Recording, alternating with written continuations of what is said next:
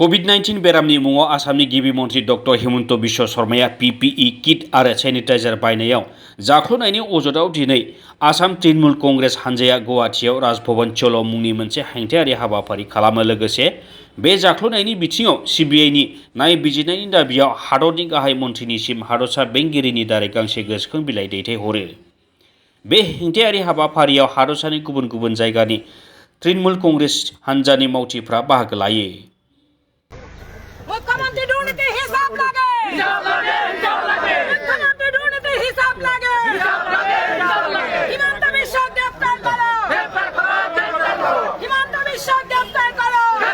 PPE kit आरो सैनिटाइजार केलेंकारिनि सायाव CBIनि नायबिजिरनायनि दाबि खालामनानै राजभवन चलो हाबाफारिनि उनाव आसाम तृणमूल कंग्रेसनि गाहाय मावख'आव जइन जानाय हाबाफारिबो लायो।